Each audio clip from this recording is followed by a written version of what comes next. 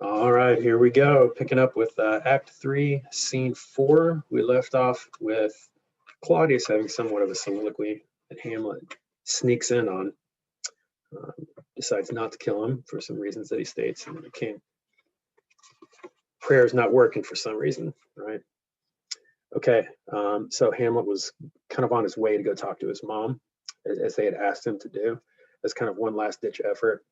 To see what the heck is going on with him before the king sends him off. Of course, he already talked about sending him off, so that seems like it's a foregone conclusion. But it'll be really interesting to see how this conversation goes, especially since Polonius has stated that he's going to hide behind a curtain and listen. It's a really weird scene. He will come straight. Look you, lay home to him.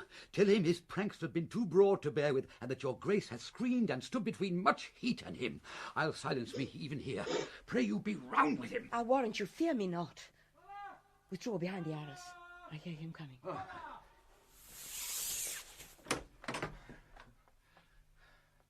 Now, Mother. What's the matter? Hamlet, thou hast thy father much offended. Mother, you have my father much offended. Come, you answer with an idle tongue. Go, you question with a wicked tongue. Why, how now, Hamlet? What's the matter Have you forgot me? No, by the rood, not so. You are the queen, your husband's brother's wife. And would it were not so, you are my mother. Nay, then, I'll set those to you that can speak. Come, sit you down. You shall not budge, you go not, till I set you up a glass where you may see the inmost part of you. Okay, so when you're directing this, you're probably going to have Hamlet, kind of grabbing her and getting a little bit out of control, right? And when he says, I'll set you up a glass where you may see the inmost part of you, a glass would be a mirror, right? Like in Macbeth, when he talks about holding up a glass and seeing the infinite Banquos, right? So he wants her to take a long look at herself, right? He's kind of forcing himself physically on her to do that. And she's going to cry out. What wilt thou do? Huh? Thou wilt not murder me. Oh, help! Help! Oh! Help! Hannah! A rat! Dead for a ducat! Dead! Oh, me! What hast thou done? Nay, I know not. Is it the king? Oh, what a rash and bloody deed is this! Oh my God. So read those stage directions carefully, which I wasn't going to try to read over the action of the dialogue. But Hamlet, for all his indecision, acted decisively for once and just stabbed right through that curtain by reflex when he heard somebody's listening to them. And he has killed Polonius. At least we don't have to listen to him anymore, right? That's a really dark joke there. Sorry. Okay. And then he says, "What was that the king?" And she's like, "No, that was not." Bloody deed, almost as bad, good mother, as kill a king and marry with his brother. As kill a king. Aye, Notice Gertrude's reaction there. lady, 'twas my word.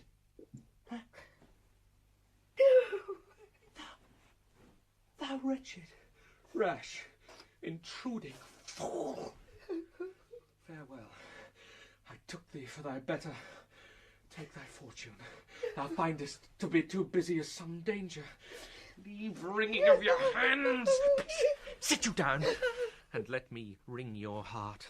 For so I shall, if it be made of penetrable stuff, if damned custom have not brassed it so that it is proof and bulwark against sense. What have I done that thou darest wag thy tongue in noise so rude against me? Such an act that blurs the grace and blush of modesty, calls virtue hypocrite, takes off the rose from the fair forehead of an innocent love and sets a blister there, makes marriage vows as false as dice as oaths. Oh, such a deed as from the body of contraction plucks the very soul, and sweet religion makes a rhapsody of words. Heaven's face doth glow, yea, this solidity and compound mass, with tristful visage as against the doom, is thought sick at the act. Ay me, what act that roars so loud and thunders in the index? Look here upon this picture, and on this. A counterfeit presentment of two brothers. Okay, so he's getting pretty out of control. This is where we again might question how much of this is directed and purposeful, how much of it is him getting out of control, how much of it is him just kind of losing it over everything that's going on. And after what he just did, it's hard to keep track of.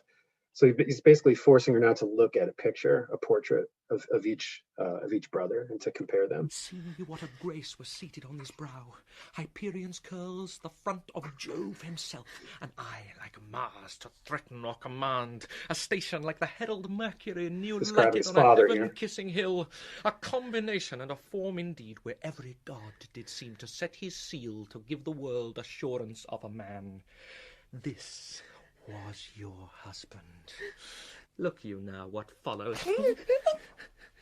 Here is your husband, like a mildewed ear blasting his wholesome brother. Have you eyes? Could you on this fair mountain leave to feed and batten on this moor? Have you eyes? You cannot call it love, for at your age the heyday and the blood is tame, it's humble, and waits upon the judgment. And what judgment would stoop from this to this? Sense sure you have, else you could not have motion. But sure that sense is apoplexed, for madness would not err, nor sense to ecstasy was ne'er so thralled, but it reserved some quantity of choice to serve in such a difference. What devil was there that thus hath cozened you at hoodman blind? Eyes without feeling, feeling without sight, ears without hands or eyes, smelling sans all, or but a sickly part of one true sense could not so mope. Oh, shame! Where is thy blush? Rebellious hell, if thou canst mutine in a matron's bones, to flaming youth let virtue be as wax, and melt in her own fire. Proclaim no shame when the compulsive ardors the charge, since frost itself as actively doth burn, and reason panders will. Oh, Hamlet, speak no more. Thou turn'st mine eyes into my very soul, and there I see such black and grained spots as will not leave their tinct. Nay, but to live in the rank sweat of an enseamed bed, stewed in corruption, honeying and making love over the nasty sty. Oh, speak to me no more. These words like daggers enter in mine ears. No more, sweet A murderer Hamlet. and a villain, a slave that is not 20th part the tithe of your precedent lord, a vice of kings, a cut purse of the empire and the rule, that from a shelf the precious diadem stole and put it in his pocket. No more. A king of shreds and patches. Oh boy, look who's here. Looks like somebody might have gone a little bit too far. Keep in mind the contrasts between characters' perceptions or not of the ghost in the first time the ghost appeared, and then the next time the ghost appeared, and then what you think is going on here, and what implications that might have for what's going on with Hamlet, his head, and his sanity. And hover over me with your wings, you heavenly gods. What would you, gracious figure? He's mad. Did not you come your tardy son to chide, that lapsed in time and passion? Let's go by the important acting of your dread command. Oh, say! Do not forget, this visitation is but to whet thy almost blunted purpose. Whet thy almost blunted purpose. So the word whet, W-H-E-T, is like a whetting stone. That's what you sharpen, right? So to sharpen your purpose. But look, amazement on my mother sits. Oh, step between her and her fighting soul. Conceit in weakest bodies, strongest works. Speak to her, Hamlet. How is it with you, lady? Alas, how is't with you, that you do bend your eye on vacancy, and with the incorporeal air do hold discourse? Okay, pay real close attention to those last couple lines there. What does that tell you about the logistics of the scene, and how you might direct and produce the scene if you're putting it on? Got some decisions to make there, right? Forth at your eyes your spirits wildly peal, and as the sleeping soldiers in the alarm, your bedded hair, like life in excrement, start up and stand on end. Oh, gentle son! Upon the heat and flame of thy distemper sprinkle cool patience. Whereon do you look? On him! On him! Look you how pale he glares! His form and cause conjoined, preaching to stones would make them capable. Do not look upon me, lest with this piteous action you convert my stern effects. Then what I have to do will want true colour, tears perchance for blood. To whom do you speak this?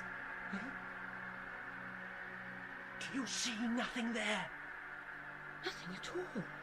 Yet all that is I see. Nor did you nothing hear? No, nothing but ourselves. Why, look you there.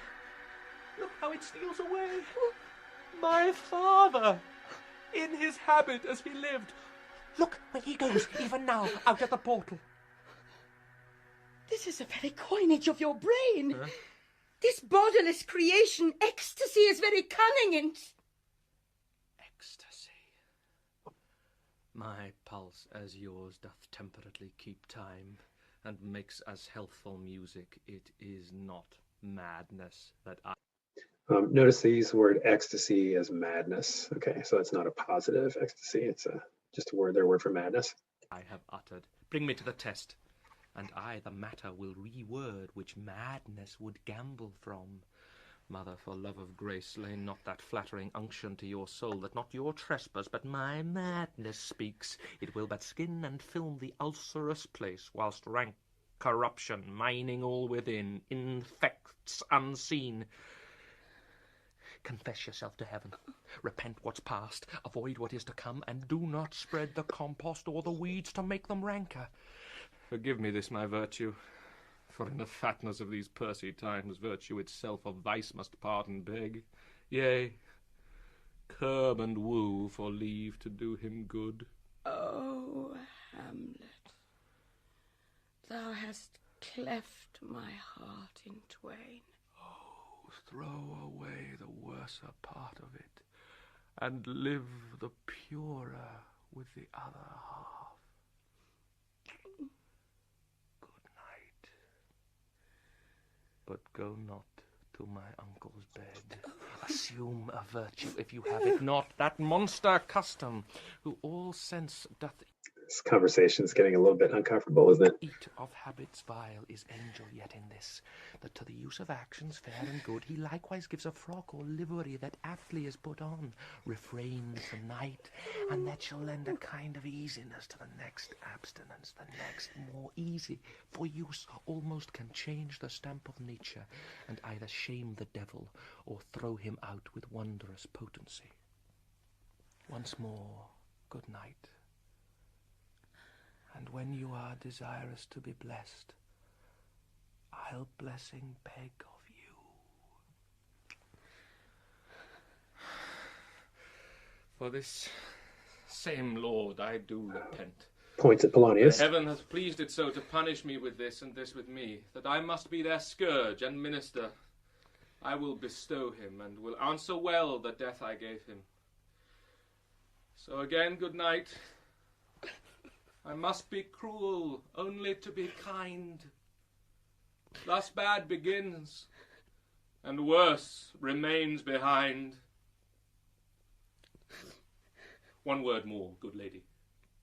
What shall I do? Not this, by no means that I bid you do. Let the bloat king tempt you again to bed. Pinch wanton on your cheek, call you his mouse, and let him for a pair of reechy kisses, or paddling in your neck with his damned fingers, make you to ravel all this matter out, that I essentially am not in madness, but mad in craft. 'Twere good you let him know. For who that's but a queen, fair, sober, wise, would from a paddock, from a bat, a jib, such dear concernings hide? Who would do so? No. Again, confusing strategy here. Why would he want to let Gertrude tell Claudius that he's only mad in craft? Oh, in despite of sense and secrecy, unpeg the basket on the house's top, let the birds fly, and like the famous ape, to try conclusions, in the basket creep, and break your own neck down.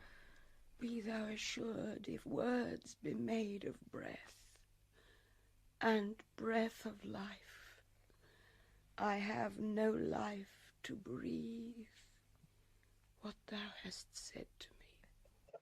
The queen's kind of destitute at this point, right? She doesn't even know what to think. He's acting so crazy, and she's, I'm going to stop and think here, based on this whole conversation, do we think that she had anything to do with Claudius's death? We've been wondering that this whole time. We'll never know about Polonius, I guess, but Gertrude, the jury's still out, right?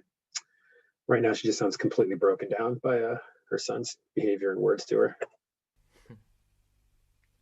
I must to England, you know that. Oh, alack, I had forgot. 'Tis so concluded on. There's letters sealed, and my 2 schoolfellows, whom I will trust as I will adders fang. Okay, so he's saying, I'm going to be taken there by Rosencrantz and Guildenstern, who, of course, I don't trust at all. They bear the mandate. They must sweep my way and marshal me to knavery. Let it work. For 'tis the sport to have the engineer hoist with his own petard, and 'twill go hard, but I will delve 1 yard below their minds and blow them at the moon. Okay, speaking figuratively there, and he's not saying exactly what he's going to do.